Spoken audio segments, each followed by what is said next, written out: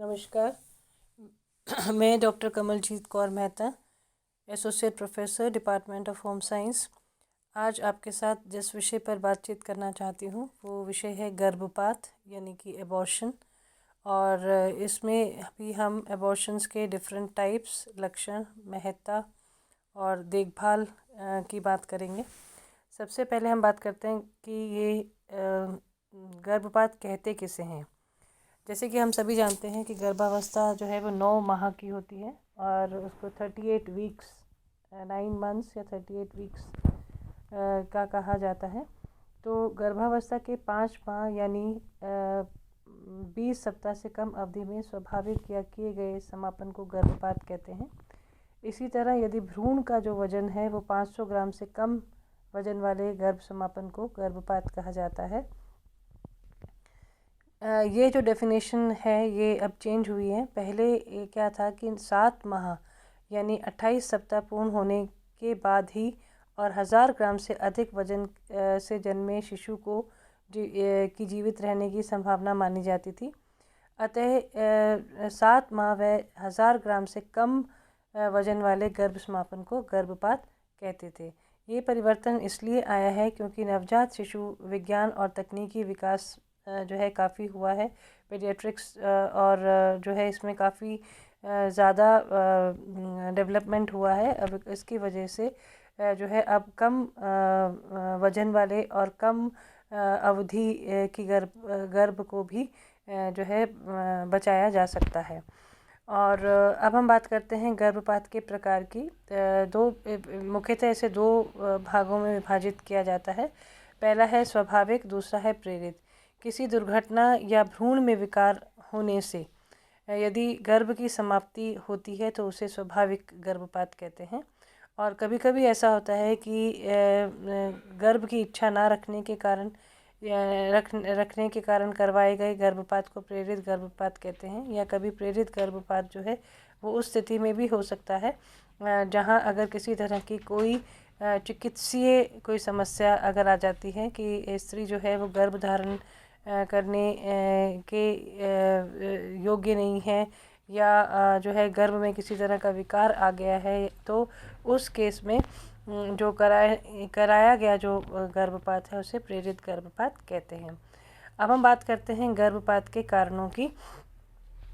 इसमें जो है सबसे पहला कारण है गर्भपात का स्थानच्युत होना। गर्भपात का स्थानच्युत होने का मतलब ये है कि गर्भाशय का स्थानच्युत होना, यानी गर्भाशय जो है वो अपनी जगह से खिसक गया है। ऐसा कई बार होता है कि यदि मान लीजिए कोई किसी तरह का कोई एक्सीडेंट हो जाए या कोई इस तरह की चोट गर्भाशय में लग जाए जिससे कि जो है, जैसे कई बार कहते हैं गर्भवती स्त्री की देखभाल की जब बात की जाती है तो कहते हैं कि जो है उसे हाई हील्स के शूज़ या चप्पल नहीं पहननी चाहिए, पैर फिसलने के कारण जो है गर्भपात हो सकता है। तो उसमें मेन कारण यही होता है कि गर्भाशय जो है वो अपने स्थान से यदि खिसक जाए। दूसरा कारण है गर्भनाल में विकार, यानी जो गर्भनाल माँ और भ्रूण को जोड़ती है उसमें यदि किसी तरह का कोई विकार आ जाता है, उसके विकार के कई कारण हो सकते हैं जिसके कारण गर्भपात होता है। तीसरा है तेज़ बुखार। यदि गर्भवती स्त्री को बहुत तेज़ बुखार आ जाए तब भी गर्भपात होने की संभावना होती है। हार्मोन्स जो हैं, हार्मोन्स की कमी भी प्रभावित करती है। जैसे कि हम सब जानते हैं कि 2 मेन हार्मोन्स हैं जो है जिसमें प्रोजेस्टेरॉन और ईस्ट्रोजन। इन हार्मोन्स में से यदि कोई एक हार्मोन की कमी हो जाती है तो भी जो है गर्भपात होने की संभावना बढ़ती है। पोषण की न्यूनता, जैसे कि हम सभी जानते हैं कि गर्भावस्था में जो है पोषण की सही पोषण की आवश्यकता होती है। और अगर किसी भी तरह का कोई भी एक भोज्य पदार्थ या एक भोज्य पदार्थ यानी का स्रोत, जैसे कोई न्यूट्रिएंट अगर जो है वो अगर कम हो जाता है, कोई भी पोषक तत्व एक अधिक समय तक अगर डाइट से में नहीं है तो भी प्रभावित होता है, तो भी गर्भपात का एक कारण बनता है। फिर है ग्रंथियों में विकृति, यानी जो ग्लैंड्स हैं, जैसे थायराइड ग्लैंड है। अक्सर सुनने में आता है कि जो महिलाएं जिनका थायराइड में हाइपोथायराइडिज्म या जो है हाइपरथायराइडिज्म होता है तो वो भी जो है उनकी गर्भपात का कारण बनता है। रक्त में खराबी का अर्थ यहाँ पर ये है कि यदि जो एक ब्लड में जो इनकम्पैटिबिलिटी, जो ग्रुप इनकम्पैटिबिलिटी होती है, वो भी प्रभावित करती है। यानी माँ के का जो माँ का जो रक्त समूह है और जो बच्चे का रक्त समूह है और जो RH फैक्टर है, वो उसमें अगर किसी तरह का कोई चेंज होता है या कोई इनकम्पैटिबिलिटी होती है, सेम नहीं होता है, तो उस केस में भी गर्भपात हो सकता है। और फिर गर्भाशय द्वार की क्षमता, गर्भाशय द्वार जो है इसमें बहुत सारी इसमें मसल्स जो होती हैं, बहुत स्ट्रॉन्ग मसल्स होती हैं नॉर्मली, जो कि जो है पूरे 9 माह के यानी 3 से 3.5 किलो के शिशु के भ्रूण को जो है रखने की क्षमता रखती हैं। और लेकिन यदि अगर गर्भाशय द्वार में उसकी मसल्स में अगर किसी तरह की जो मस्कुलर जो एफिशिएंसी है वो अगर किसी तरह की कम हो जाए तो भी गर्भपात हो सकता है। और कभी कभी जो है अगर अंडवाहिनी में गर्भरोपण हो जाए तो ये भी प्रभावित करता है। यानी जो है वैसे सही जगह जो है, जैसे कि आपको पहले भी बताया गया था कि सही जगह जो है वो गर्भ रोपित होने की यूट्रस होती है।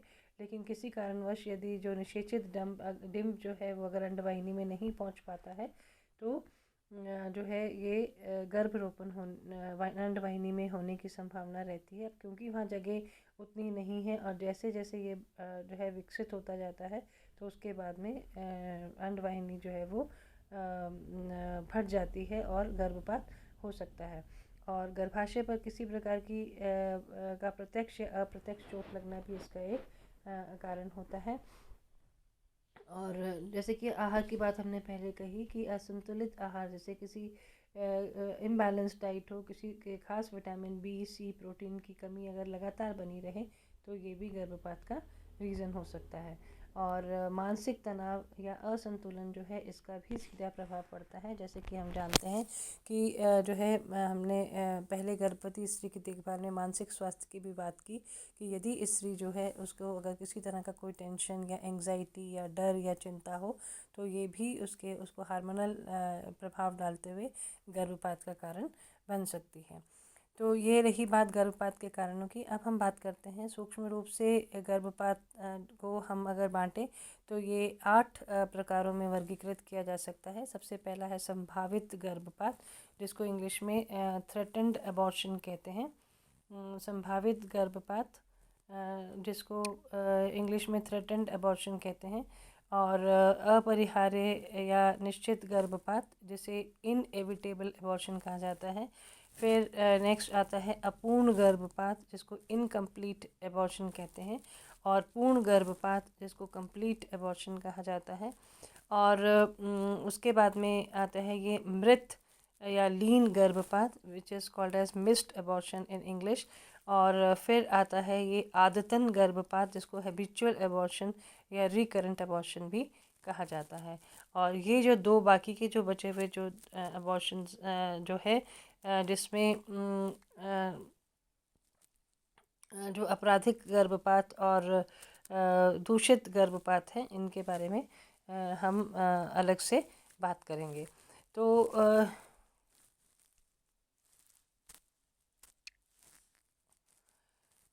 अब हम बात करते हैं इसकी थ्रेटेंड एबॉर्शन की, यानी संभावित गर्भपात। जैसे कि नाम से ही विदित है कि संभावित गर्भपात जो है उसका मतलब ये है कि जो है जहाँ पर संभावना है लेकिन ऐसा नहीं है कि जो है अबॉर्शन जो पूरी तरह से मतलब अबॉर्शन की स्थिति उत्पन्न हो गई हो, ऐसा नहीं है। लेकिन अगर सही समय पर डॉक्टर से अगर परामर्श लेकर और रेस्ट किया जाए तो इस गर्भपात से बचा जा सकता है। जैसे कि थ्रेटेंड अबॉर्शन के लिए यहाँ बताया गया है कि the term threatened abortion is used when a pregnancy is complicated by vaginal bleeding। यानी अगर योनि से रक्तस्राव होने लग जाए 20 सप्ताह से पहले, और पेन हो भी सकता है और नहीं भी हो सकता है, और जो है लोअर एब्डोमेन में जो है ब्लीडिंग के साथ में पेन हो रहा है, और वेजाइनल एग्जामिनेशन अगर उस समय किया जाए, योनि का परीक्षण किया जाए, तो it usually reveals a close cervix, यानी जो गर्भ द्वार है वो बंद पाया जाता है। लेकिन ऐसा माना जाता है कि 25 से 50% इस अबॉर्शन में प्रेगनेंसी जो है उसका लॉस हो ही जाता है। और जैसे कि आप इस चित्र में देख सकते हैं कि ये जो चित्र है ये संभावित गर्भपात का है। और इस संभावित गर्भपात में जो मेन लक्षण है वो ये है कि जो है जैसे कि आप चित्र में देख सकते हैं कि यहाँ जो सर्विक्स है ये क्लोज्ड है, ये जो है इसका यहाँ ये बंद है, यहाँ से खुला हुआ नहीं है। और ये 1 नंबर पर ये अपरा बताई गई है, और 2 नंबर पर ये भ्रूण है, 3 नंबर पर बंद ग्रीवा मुख है, यानी क्लोज सर्विक्स है, और चौथे पे जो चौथा नंबर है उस पर ये रक्तस्राव दिखाया जा रहा है। तो इसका ये जो संभावित गर्भपात है इसके कारण में कुछ कारण गर्भस्थ शिशु से संबंधित हैं, कुछ गर्भवती महिला से हैं। तो गर्भस्थ शिशु से जो संबंधित है वो ये है कि यदि गुणसूत्रों में किसी प्रकार की कोई खराबी हो जाए तो, और या अपरा जो है या गर्भनाल जो है वो भ्रूण से अलग हो जाए, और किसी कारणवश यदि भ्रूण का विकास रुक जाता है तो गर्भपात की संभावनाएं बढ़ जाती हैं। और इसमें भी जो ट्रीटमेंट है या जो उपचार है वो ये है कि कंप्लीट बेड रेस्ट की ज़रूरत होती है। डॉक्टर्स कहते हैं कि अगर कंप्लीट बेड रेस्ट किया जाए और रक्तस्राव बंद होने के बाद में भी 7 दिन तक जो है 7 दिन तक पूरा जो है उसको रेस्ट करना होता है लेडी को, और उसको जो है सिर्फ रेस्ट का मतलब यहाँ पूर्णतः रेस्ट होता है।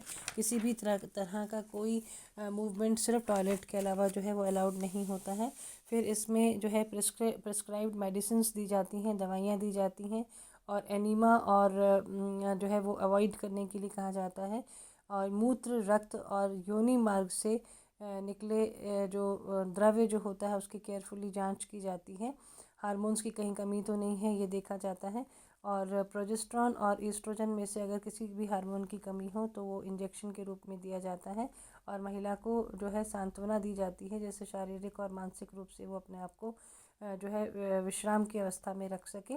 और बहुत ही हल्का काम जो है लाइट वर्क और रेस्ट पूरी प्रेगनेंसी में ऐसी स्थिति में करने के लिए जो है कहा जाता है। और जो है मतलब हल्का कार्य और रेस्ट जो है वो बहुत ज़रूरी होता है। तो ये बात हमने की संभावित गर्भपात की, यानी जिसमें कुल मिलाकर बात यह है कि गर्भपात की संभावना बनी, लेकिन यदि डॉक्टर के द्वारा अगर इसको दिखाकर समय से और समय से रेस्ट कर ले लिया गया तो उसकी संभावना से बचा जा सकता है। अब हम बात करते हैं सेकंड जो अबॉर्शन है जिसको कि इनएविटेबल अबॉर्शन कहते हैं, या इंग्लिश में हिंदी में इसको निश्चित गर्भपात कहा जाता है, या इसको अपरिहार्य गर्भपात भी कह सकते हैं। इसमें जो है इस केस में जो है बहुत कॉम्प्लिकेशन हो जाती है, क्योंकि वेजाइनल ब्लीडिंग भी है और साथ में लोअर एब्डोमिनल पेन भी है। और जो सर्विक्स होता है यानी कि जो गर्भ द्वार जो है वो खुलने लगता है, और जो है इससे ये लगता है कि the cervix is frequently partially dilated, attesting to the inevitability of the process, यानी इस गर्भपात को अब रोका नहीं जा सकता है। तो जैसे आप निश्चित गर्भपात के इस चित्र में देखें कि इसमें जो पहला जो बताया गया है वो है भ्रूण खिसकने के कारण ये जमा हुआ रक्त है फर्स्ट पॉइंट पे, सेकंड पर ये अपरा है, थर्ड पर भ्रूण है, और ये खुला हुआ ग्रीवा मुख है, यानी यूट्रस जो है उसका मुख नीचे से खुल गया है, और जो है रक्तस्राव तेज़ी से हो रहा है। ऐसी स्थिति में अब गर्भपात होने से बचाना मुश्किल हो जाता है। और इसमें जो है इसमें जो तेज़ रक्तस्राव जो होता है उसके कारण गर्भनाल और प्लासेंटा और अपरा जो है ये भी गर्भाशय से अलग हो जाते हैं। और इसके जो मेन कारण है वो ये है कि कई बार महिलाएं जो हैं वो चिकित्सक की सलाह को ज़्यादा मानती नहीं हैं, दवाओं को नियमित रूप से नहीं लेती हैं, ज़रूरत से ज़्यादा शारीरिक श्रम करती हैं, काम करती हैं, और उनकी दिनचर्या निर्धारित नहीं होती है। और साथ ही यदि उनका जो अक्षम गर्भाशय द्वार है, यानी गर्भाशय द्वार की जो मसल्स हैं वो इतनी वीक हैं कि उसकी अगर उचित चिकित्सा ना कराई जाए तो ये अपरिहार्य गर्भपात की कंडीशन बनती है। और इसका ट्रीटमेंट में ये है कि क्योंकि अब गर्भपात हो चुका है तो गर्भाशय की सफाई पूरी करनी आवश्यक होती है। भ्रूण के अंश यदि अंदर रह जाएं तो इन्फेक्शन होने की संभावना होती है। और यदि जो है गर्भ 12 हफ्ते से कम का है तो इसमें नॉर्मल सफाई की जाती है, सामान्य सफाई की जाती है। लेकिन यदि अधिक है तो गर्भाशय का संकुचन बढ़ाकर जो है वो सफाई की जाती है, यानी अंदर से डॉक्टर्स जो हैं इसको क्लियर करते हैं जिससे किसी भी तरह का कोई भी अंश अंदर ना रह जाए। और यदि अधिक रक्तस्राव हो गया हो तो हीमोग्लोबिन की गंभीर कमी हो सकती है। इसके लिए ब्लड चढ़ाने की भी आवश्यकता पड़ सकती है या ओरल दवाइयाँ देने की भी आवश्यकता हो सकती है। ओरल टैबलेट्स का मतलब मुख से दवाइयाँ दी जाती हैं। और अगर बहुत ही ब्लड की अगर हो जाए कमी तो उस केस में रक्त चढ़ाने की आवश्यकता भी पड़ सकती है। और अब हम आते हैं नेक्स्ट जो टाइप है जिसको हम इनकम्प्लीट गर्भपात कहते हैं। यानी इसमें जो है वेजाइनल ब्लीडिंग और in addition to vaginal bleeding cramp like pain and cervical dilation and incomplete abortion involves the passage of products of conception often described by the woman as looking like pieces of skin or liver। यानी कहने का ये मतलब है कि ये जो incomplete abortion है इसमें वेजाइनल ब्लीडिंग भी होती है, योनि से रक्तस्राव भी हो रहा है और जो है पेन भी बहुत ज़्यादा है, सर्विक्स भी खुल गया है और जो है कुछ कुछ पोर्शन जो है वो यानी ब्लीडिंग के साथ में योनि मार्ग से रक्तस्राव के साथ में कुछ टुकड़े बाहर निकल गए हैं। तो इसका जो अपूर्ण गर्भपात का आप चित्र देखें कि इसमें जो है ये पहले फर्स्ट पॉइंट पे अपरा खिसकने के कारण जमा हुआ रक्त है, सेकंड पे ये अपरा है और खुला हुआ जो है वो ग्रीवामुख है। और आप देख रहे हैं कि यहाँ पर कहीं पर भी जो है वो भ्रूण नहीं दिखाई दे रहा है, यानी भ्रूण जो है वो योनि द्वार से ऑलरेडी बाहर आ चुका है। और इसमें जो है लेकिन कभी कभी अगर देखने में कुछ बचे हुए भाग या गर्भनाल भी इसमें दिखाई दे सकते हैं। और इसका उपचार ये है कि प्रारंभिक दिनों से प्रसव पूर्व सेवा केंद्र में यदि जाकर नियमित जांच होनी चाहिए। और अपूर्ण गर्भपात में गर्भाशय की तुरंत जांच और सफाई बहुत आवश्यक है। यानी अगर ऐसा लगता है कि कुछ पोर्शन निकल गया है, कुछ अंदर रह गया है तो उस केस में सफाई होना बहुत आवश्यक है। रक्त की कमी हो जाती है और मेडिसिन्स दी जाती हैं, रक्त चढ़ाया जाता है और गर्भाशय के संकुचन के लिए दवाइयाँ दी जाती हैं। और रक्तस्राव बंद ना हो तो स्वच्छ पैड रखने के लिए कहा जाता है। और इसमें एक ख़ास बात ये होती है कि गर्भाशय की सफाई के लिए एक ख़ास तरह का एक उपकरण होता है जिसको कि वैक्यूम एस्पिरेटर कहते हैं, उसका प्रयोग किया जाता है। यानी अगर इसको हम कुछ शब्दों में कहें तो जो पूर्ण गर्भपात है उसमें इस तरह के गर्भपात में भ्रूण का कुछ हिस्सा जो है वो शरीर के अंदर ही रह जाता है और जिसकी सफाई होना जो है वो अति आवश्यक हो जाता है। अन्यथा वो गर्भवती स्त्री के लिए जो है बहुत ही ज़्यादा फैटल हो सकता है, उसकी जान को भी खतरा हो सकता है। और अब हम इसके फोर्थ टाइप पर आते हैं जिसको हम कहते हैं कंप्लीट एबॉर्शन यानी कि पूर्ण गर्भपात। Complete abortion after passage of all the products of conception, the uterine contractions and bleedings abate and the cervix closes and the uterus is small, then the period of amenorrhea would suggest. In addition, the symptoms of pregnancy are no longer present and the pregnancy test becomes negative. अब ये जो complete abortion है इसमें जो क्योंकि गर्भस्थ थैली जो है वो एक पिंड के रूप में होती है और पूर्ण गर्भपात में ये पिंड जो है ये पूरी तरह से बाहर निकल जाता है। ये आप चित्र में देख सकते हैं, ये पूर्ण गर्भपात का चित्र है। इसमें ये आगे अंदर से रिक्त गर्भाशय है, यानी कि गर्भाशय जो है वो खाली हो गया है, ग्रीवा मुख आप देख सकते हैं बंद हो रहा है और जो है ये रक्तस्राव ब्लीडिंग अभी हो रही है और भ्रूण जो है वो पूर्ण अपरा और झिल्ली के साथ में पूरा बाहर निकल गया, यानी कि अंदर अब किसी भी तरह का कुछ भी अंश नहीं बचा है और गर्भपात पूरी तरह से हो चुका है। और इसमें जो है अब इस ये जो स्थिति होती है इसमें ब्लीडिंग भी धीरे धीरे बंद होने लगती है और यूट्रिन कंट्रैक्शंस यानी गर्भाशय के संकुचन भी कम हो जाते हैं और जो है गर्भाशय भी जो है अब संकुचित होकर अपने सामान्य आकार में आने लगता है। और इसकी अगर हम उपचार की बात करें तो इसके उपचार में सावधानी पूर्वक जांच की जानी चाहिए। रक्त की कमी और उचित दवाइयाँ दी जानी कमी हो तो रक्त चढ़ाना पड़ता है, उचित दवाइयाँ दी जाती हैं। और ऐसे केस में संक्रमण की भी संभावना होती है इन्फेक्शन होने के लिए, उसके लिए प्रॉपर एंटीबायोटिक्स दवाइयाँ दी जाती हैं। और एक और इसमें खास बात होती है कि अगले 6 महीने तक गर्भवती स्त्री को गर्भधारण ना करने के लिए सलाह दी जाती है। और ये जो गर्भपात है इसके बाद में कभी कभी हल्का दर्द जो है वो गर्भाशय संकुचन के कारण होता है, जिसके लिए दर्द निवारक दवाएं स्त्री को दी जाती हैं। तो ये जो पोर्शन है, ये फर्स्ट पोर्शन हम गर्भपात का जो है इसको यहीं कंप्लीट करते हैं। और ये हमने 4 अबॉर्शंस के बारे में बात की और नेक्स्ट 4 अबॉर्शंस के बारे में हम नेक्स्ट वीडियो में आपसे बात करेंगे। धन्यवाद।